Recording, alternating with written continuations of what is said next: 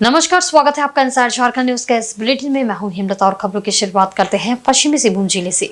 पश्चिमी सिंहभूम के मनोहरपुर में एक बिन ब्याही मां की कोख में पल रहे बच्चे का 50,000 रुपए में सौदा किए जाने का सनसनीखेज मामला प्रकाश में आया है। हालांकि प्रसव के बाद उचित इलाज नहीं मिलने के कारण बच्चे को जन्म देने वाली महिला की 24 घंटे के अंदर मौत भी हो गई है। इस मामले में आनंदपुर अस्पताल की एक नर्स, एक सहिया और गर्भ का सौदा करने वाली महिला जांच के घेरे में है। दरअसल अविवाहिता गर्भवती युवती चेन्नई मजदूरी करने गई थी। आशंका व्यक्त की जा रही है कि चेन्नई में अवैध संबंधों के कारण वो गर्भवती हो गई। परिवार से छुप छुपाकर वो विगत कुछ माह पहले चेन्नई से वापस आ गई और 2 महीने से मनोहरपुर के तूरी टोला में सहिया साधना साहू और बच्चे का सौदा करने वाली महिला मनोहरपुर निवासी गुड्डी गुप्ता की देखरेख में किराए के एक मकान में रह रही थी। इसी दौरान प्रसव पीड़ा होने पर शनिवार की रात 8 बजे सहिया साधना साहू ने युवती को अस्पताल ले जाने के बजाय आनंदपुर की एक नर्स समिति सिन्हा के जरिए किराए के मकान में ही प्रसव करवा दिया। इस मामले में नर्स का कहना है कि सहिया साधना साहू ने बताया था कि महिला अस्पताल ले जाने लायक नहीं है, जिसके कारण उसने घर जाकर प्रसव करने में मदद की। हालांकि उसने प्रसव के बाद सहिया को जच्चा बच्चा को मनोहरपुर अस्पताल में भर्ती करने की सलाह दी थी, लेकिन सहिया ने ऐसा नहीं किया। बच्चे को जन्म देने के बाद रविवार की शाम युवती की स्थिति बिगड़ गई। सहिया आनन फानन में बच्चे और युवती को मनोहरपुर सरकारी अस्पताल लेकर गई, जहां ड्यूटी पर तैनात डॉक्टर विजय शंकर ने रविवार शाम 6 बजे युवती को मृत घोषित कर दिया। इस बात की भनक मनोहरपुर पंचायत समिति सदस्य खुशबू गुप्ता और उप मुखिया परितोष यादव को लग गई, जिसके बाद लोगों ने हंगामा मचाया और पूरा मामला परत दर परत खुल गया। मृतका के बच्चे को गोद लेने वाली महिला गुड्डी गुप्ता भी बच्चे के साथ धरी गई। पकड़े जाने पर उसने अपनी सफाई में कहा कि ये उसका बच्चा नहीं है। वो किसी बच्चे को गोद लेने की चाह में खाटकुड़ी गांव की सहिया चांदो चांपिया और मनोहरपुर की सहिया साधना साहू के संपर्क में आई थी। वहीं इस मामले को लेकर सरकारी अस्पताल के वरीय अधिकारियों ने गंभीरता से लिया है। जानकारी मिली है कि पूरे मामले की जांच पश्चिमी सिंहभूम के सीएस द्वारा गठित एक टीम करेगी। जांच में जो भी दोषी पाए जाएंगे उन पर कार्रवाई होगी।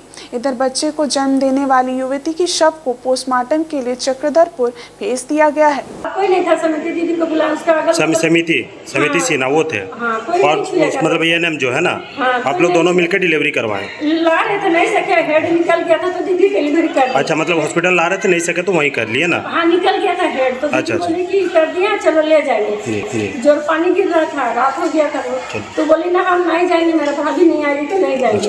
बच्चा होने के बाद भी बोली हम नहीं जाएंगे। जो बच्चा लिए उनका आरोप है, मतलब आरोप है, उस पर क्या कहना है? ये सब हम नहीं जानते, इसको हमको फंसाने के लिए सब मिल के कर रहा है। पहले भी हमको ये वाला आरोप किया था कि 75,000 घूस ली है घर के लिए बोल के, ये सब हमको फंसाने का। मैंने कितना पैसा की डिमांड की थी, सच बताइए। 50,000 मांगी थी ना, ये एकदम सही है। 50,000 में बात हुई थी। कितना पैसा अभी तक दिया गया है? कितना?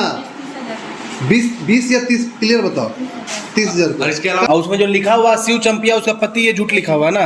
झूठ लिखा हुआ होगा, नाम हम लोग तो नहीं जानते। क्या नाम है आपका? हम लोग का आपका है बिरसा सुरेन। बिरसा सुरेन, आप उनका मामा है ना? तो मतलब 4 महीना से लड़की घर में नहीं थी, आप लोग खोजबीन कर रहे थे? नहीं, खोजबीन भी नहीं किया आप लोग? कि 4 महीना से गायब थी कि आप मतलब खोजबीन कुछ नहीं की? आज आप लोगों को पता चला कि ऐसे ऐसे घटना हुआ है ना? काम करने जा रहे बोला है, इसलिए हम खोजने गए। अच्छा, काम करने जा रहे बोल के घर से गई थी ना? ये बात जानकारी है आप लोग को? और इसका साथ ऐसे घटना हो गया, कब पता चला आप लोग को? क्या नाम है वो लड़की तो गया है हम लोग का गाँव तरफ। आज गई ना? आज गए। आज उस सैया जा करके बताए तब आप लोग जाने ना? हम लोग नहीं जानते, ऐसा हो गया बोल के। रांची में राजभवन के समीप झारखंड कांग्रेस ओबीसी मोर्चा द्वारा ओबीसी आरक्षण और महिला आरक्षण बिल में ओबीसी की भागीदारी की मांग को लेकर धरना दिया गया।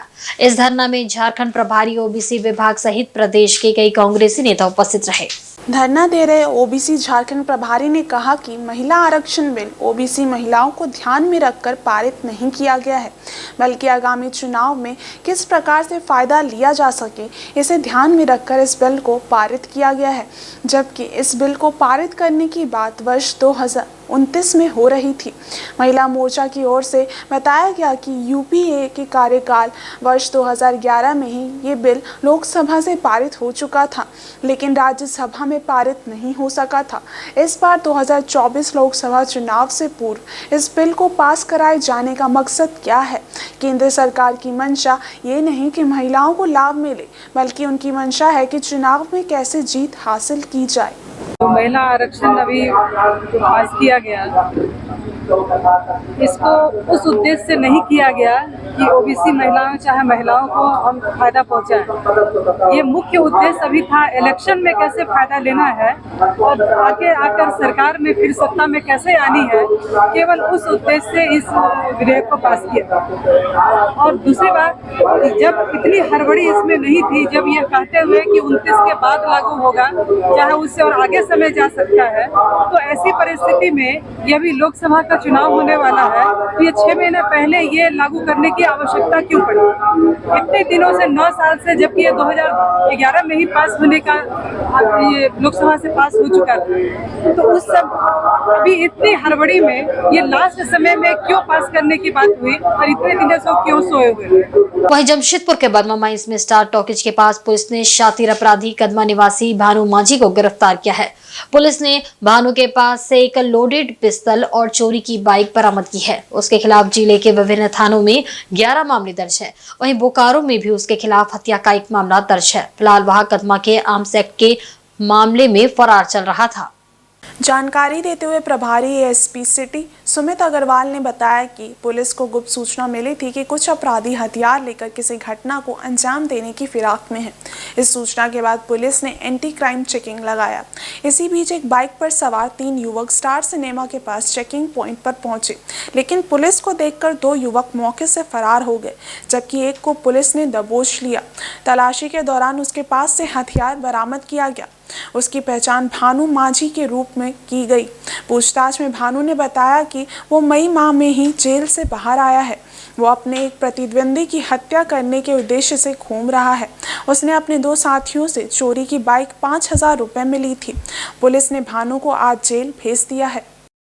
दिनांक 2 अक्टूबर को वरीय पुलिस अधीक्षक महोदय के आदेशानुसार जगह जगह पे शहरों में एंटी क्राइम चेकिंग लगाया गया था। उसी एंटी क्राइम चेकिंग के दौरान स्टार टॉकीज के पास एक बाइक पे 3 व्यक्ति सवार थे और पुलिस के द्वारा चेकिंग करने पे 2 व्यक्ति भाग गया, लेकिन एक व्यक्ति को हम लोग पकड़ लिए। वो संदिग्ध प्रतीत हो रहा था और बाद में पता चला कि वो भानु मांझी है, जो कि काफ़ी ड्रेडेड क्रिमिनल है और जमशेदपुर में उसमें टोटल 11 केसेज अभी रजिस्टर्ड हैं और वो कदवा थाना में केस रजिस्टर्ड है जिसमें भी फरार है। तो टोटल चेकिंग के दौरान पता चला कि उसके पास एक हमें देसी पिस्टल मैगजीन लगा हुआ प्राप्त हुआ है, जिसमें 2 राउंड जिंदा गोली था और एक मोटरसाइकिल भी बरामद हुआ है जो कि चोरी का है। और इसमें बाकी पूछताछ करने पे पता चला है कि ये किसी को मतलब कोई साजिश कर रहा था किसी को मारने की।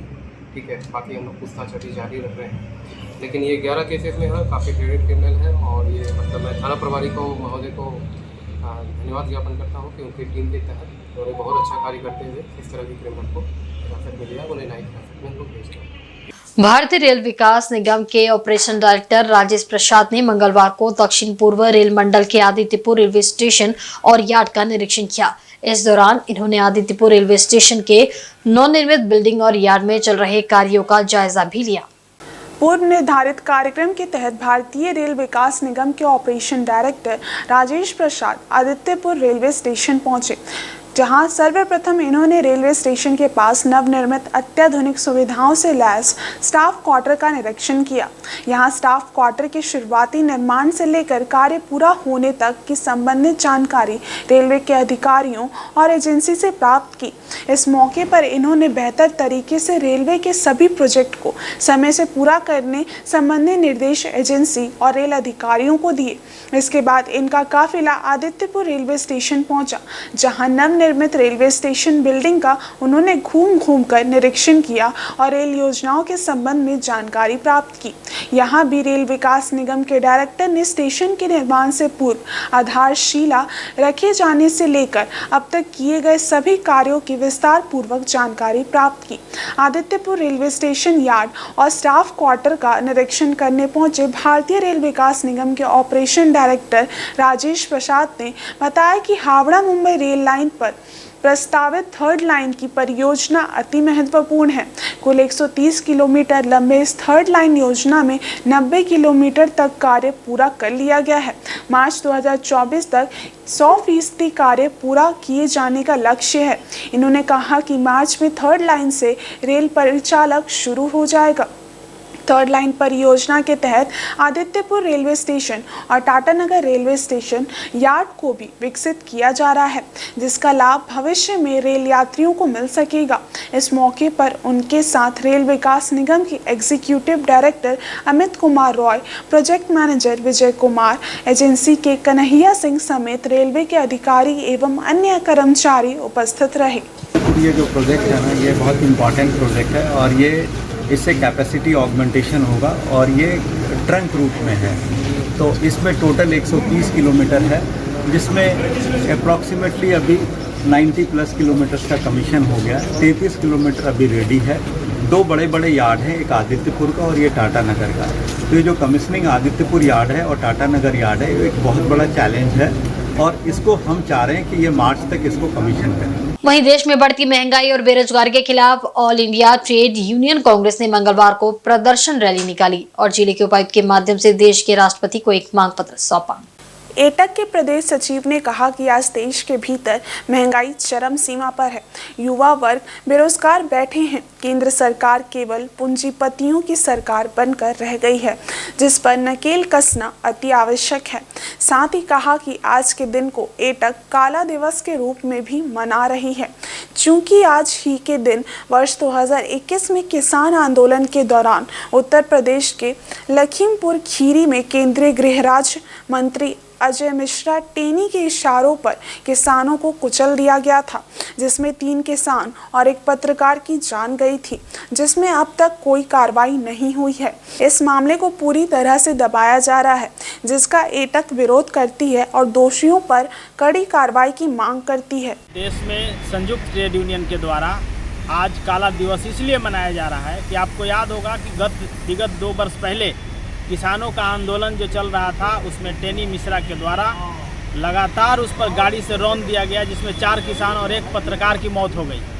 आज तक उस मामला को दबाया जा रहा है, इसलिए हम लोगों ने राष्ट्रपति महोदय से फरियाद लगाया है। उपायुक्त महोदय को हम लोग ज्ञापन दिए हैं कि जल्द से जल्द उस पर कार्रवाई की जाए।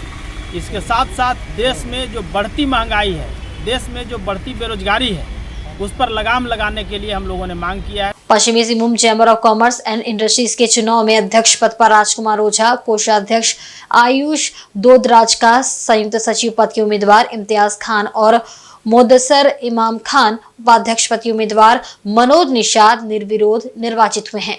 इनके विरुद्ध कोई भी उम्मीदवार चुनावी मैदान में नहीं आया। इसके पहले पिलैया हॉल चाईबासा में शांतिपूर्वक संपन्न हो गया। इस चुनाव में उपाध्यक्ष, महासचिव और कार्यकारिणी सदस्य के लिए मतदाताओं ने मतदान किया। इस चुनाव में चैम्बर के 363 मतदाताओं से 276 मतदाताओं ने मतदान किया। अध्यक्ष, कोषाध्यक्ष, संयुक्त सचिव, उपाध्यक्ष पद पर मनोज निषाद के निर्विरोध निर्वाचित होने के बाद 2 पदों के लिए मतदान हुआ, जिसमें उपाध्यक्ष पद के उम्मीदवार संजय कुमार अग्रवाल और अभिषेक दोदराज ने जीत हासिल की। उपाध्यक्ष पद के लिए 3 उम्मीदवार मैदान में थे, जिसमें संजय कुमार अग्रवाल को 218 मत, अभिषेक दोदराजका को 221 मत और मनीष कुमार गुप्ता को मात्र 123 मत मिला। महासचिव पद के लिए आमने सामने की लड़ाई में संतोष कुमार सिन्हा ने छोटे लाल तामसोई को 28 मतों से पराजित किया। संतोष को 152 मत और छोटे लाल को 124 मत मिले। कार्यकारिणी सदस्य के 11 पदों के लिए 13 उम्मीदवार चुनावी मैदान में थे। नवनिर्वाचित अध्यक्ष राजकुमार ओझा ने कहा कि कोई भी व्यवसाय हो, वो निर्भीक होकर काम करे। आने वाले समय में औद्योगिक पार्क की की स्थापना के लिए जो बीड़ा उठाया है उसे पूरा करने का प्रयास करेंगे ताकि यहाँ के मजदूरों का पलायन नहीं हो और उन्हें रोजगार मिल सके। इसके अलावा जिले के बेरोजगार युवाओं को व्यवसाय करने के लिए विभिन्न योजनाओं के तहत आसानी से ऋण मिल सके, इसके लिए भी चैम्बर प्रयास करेगा। सरायकेला नगर क्षेत्र के जगन्नाथ मंदिर टोला में दो परिवारों के बीच हुई हिंसक झड़प में दोनों पक्षों से 5 लोग गंभीर रूप से घायल हो गए हैं। इस झड़प में कुछ अन्य लोगों को भी चोटें आई है। सभी का इलाज चाईबासा सदर अस्पताल में चल रहा है। जानकारी के मुताबिक सरायकेला शहरी क्षेत्र के दीवान शाही में दो परिवारों के बीच आपसी मुद्दे को लेकर विवाद हुआ। इस दौरान दोनों पक्षों के बीच मारपीट शुरू हो गई, जिसमें दोनों पक्षों से करीब 5 लोग घायल हो गए हैं। घटना सोमवार शाम 4 बजे के आसपास की बताई जा रही है। स्वर्गीय गुल्लू देहोरी परिवार एवं बगल के स्वरूप दत्त के परिवार में काफ़ी दिनों से अनबन थी। सोमवार सुबह दोनों परिवारों के बीच हल्की फुल्की झड़प हुई। स्थानीय लोगों द्वारा दोनों परिवारों को समझा बुझाकर मामला शांत करा दिया गया था, लेकिन शाम के वक्त चाईबासा से आए लगभग 20-22 युवकों ने स्वरूप दत्त के घर में घुसकर तलवार लाठी डंडे से परिवार के सभी सदस्यों की पिटाई की। स्थानीय लोगों द्वारा तत्काल पुलिस को इसकी सूचना दी गई, जिसके बाद थाना प्रभारी ने मौके पर पहुंचकर लोगों को शांत किया और चाईबासा से आए हुए हमलावर सभी लोगों को हिरासत में ले लिया।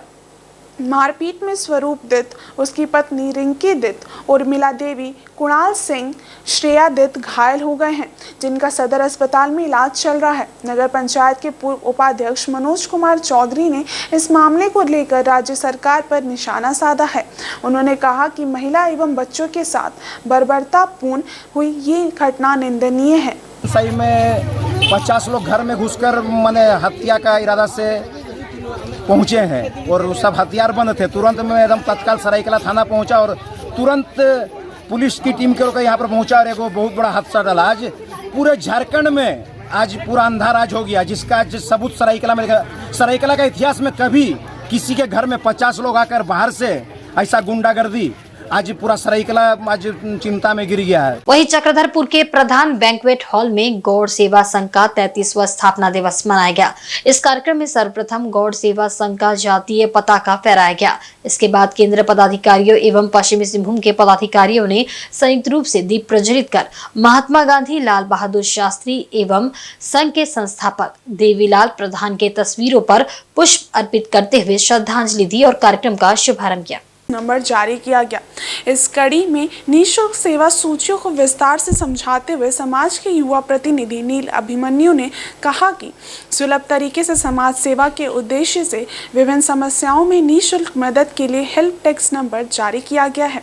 कार्यक्रम में संघ के केंद्रीय महासचिव पितोवास प्रधान ने संघ की उपलब्धियों पर प्रकाश डालते हुए उपस्थित छात्र छात्राओं को करियर से संबंधित मार्गदर्शन भी किया। कार्यक्रम में मैट्रिक एवं इंटरमीडिएट परीक्षा में उत्कृष्ट सफलता प्राप्त किए समाज के लगभग 100 छात्र छात्राओं को मेडल एवं प्रशस्ति पत्र देकर सम्मानित किया गया। कार्यक्रम में समाज के आंगनबाड़ी सेविका, सहिया एवं प्रतिनिधि महिलाओं को भी अंग वस्त्र देकर सम्मानित किया गया। कार्यक्रम में गौड़ सेवा संघ के पश्चिमी सिंहभूम जिला इकाई के सैकड़ों लोग एवं छात्र छात्राएं उपस्थित थी। इधर झारखंड सरकार द्वारा शिक्षा परियोजना पूर्वी सिंहभूम जिले के श्यामा प्रसाद स्कूल में प्रखंड स्तरीय कला उत्सव प्रतियोगिता का आयोजन किया गया, जिसमें जिले भर के सरकारी और प्राइवेट स्कूलों समेत केंद्रीय विद्यालय के कक्षा 9 से 12 तक के बच्चे भाग लिए। इस प्रतियोगिता में बच्चों के लिए डांस, ड्राइंग, संगीत समेत विभिन्न स्तर की प्रतियोगिताएं रखी गई थी। श्यामा प्रसाद स्कूल शिक्षा समिति द्वारा जीते हुए प्रतिभागियों को पुरस्कृत किया गया। जीते हुए प्रतिभागी 5 से 7 अक्टूबर को होने वाले जिला स्तरीय प्रतियोगिता में भाग लेंगे। जिला स्तर पर चयनित बच्चे राज्य में होने वाले कला उत्सव में भाग लेंगे। श्यामा प्रसाद स्कूल शिक्षा समिति के सचिव प्रबल कुमार देव ने कहा कि इस तरह के आयोजन से बच्चों में मानसिक विकास होता है और बच्चों को शिक्षा तथा कला के क्षेत्र में आगे बेहतर करने की प्रेरणा मिलती है। आज दिनांक 3 अक्टूबर हमारे स्कूल परिसर में ब्लॉक स्तरीय कला उत्सव का आयोजन किया गया। बीआरपी संजय सर ने हमारे स्कूल को चुने हैं इसको ऑर्गेनाइज करने के लिए। अब ब्लॉक के जितने भी स्कूल हैं, हमारे स्कूल के साथ बच्चे लोग कंपटीशन में हिस्सा लिए। 10 कैटेगरी में कंपटीशन रखा गया था। ये ब्लॉक स्तरीय हुआ, इसके बाद जिला स्तरीय होने जाने वाला है 5 से 7 तारीख को, और उसके बाद राज्य स्तरीय रांची में होगा। उसका दिनांक अभी घोषित नहीं हुआ है। और स्कूल के तरफ से जिन लोग प्रतिभागी लोग, जिन लोग प्रथम, द्वितीय या तृतीय आए होंगे, उन सभी को हमने हमारे संस्थान के द्वारा स्कूल बैग पुरस्कार के रूप में देंगे, जो यहाँ मौजूद शिक्षक। और मार्शल स्पोर्ट्स क्लब कुइली सूता द्वारा खेलकूद व फुटबॉल प्रतियोगिता के समापन समारोह में बतौर मुख्य अतिथि विधायक रामदास सोरेन शामिल हुए और विजेताओं को पुरस्कृत किया। मुसाबनी कोयली सूता स्थित मार्शल स्पोर्ट्स क्लब द्वारा आयोजित 3 दिवसीय फुटबॉल एवं स्पोर्ट्स प्रतियोगिता के समापन समारोह में विधायक रामदास सोरेन उपस्थित हुए। फुटबॉल प्रतियोगिता का फाइनल मैच कोड़िया FC बनाम LASC कोयली सूता के बीच खेला गया। पहले राउंड में कोड़िया FC ने 1-0 बढ़त बना ली और अंतिम समय तक इस बढ़त को बनाए रखा, वह विजेता बना। विधायक रामदास सोरेन द्वारा विजेता कोड़िया FC को नगद 40,000 एवं उपविजेता LASC कोयली सूता को 30,000 नगद राशि देकर पुरस्कृत किया गया। इस मौके पर झामुमो के केंद्रीय सदस्य कान्हू सामंत, विधायक प्रतिनिधि जगदीश भगत समेत कई गणमान्य लोग उपस्थित थे। ऐसे खिलाड़ियों को अगर मौका मिले तो राष्ट्रीय अंतर्राष्ट्रीय स्तर में भी एक अच्छा प्रदर्शन कर सकते हैं यह खिलाड़ी। आज हमारे साथ कोई व्यवस्था नहीं था, हालांकि आज बने हुए 30 वर्ष हो चुका। इस अंतराल में इस तरह का खेल का माध्यम से लोगों को बनाने के लिए कोई सरकार ने काम नहीं किया। जब हमारी सरकार बनी, राज्य का मुख्यमंत्री हेमंत सोरेन बने, उसके बाद खेल प्रतिभा को उजागर करने के लिए हमारी सरकार ने, महागठबंधन सरकार ने खेल का माध्यम से लोगों को रोजगार मिले, नौकरी मिले, यह नियम बनाने का काम किया है। और आज इसके तत्वान में पूरे राज्य में 24 खेल पदाधिकारियों को नियुक्त किया गया। और अगर झारखंड राज्य में जो भी खिलाड़ी राष्ट्रीय अंतर्राष्ट्रीय स्तर पर प्रदर्शन कर मेरे गोल्ड मेडल प्राप्त किए हैं, सम्मान मिला है, वैसे लोगों का, वैसे खिलाड़ियों का हमारी सरकार ने। और वक्त हो चला है एक बहुत ही छोटे से ब्रेक का। ब्रेक के बाद खबरें और भी है, आप देखते रहिए इनसाइड झारखंड न्यूज।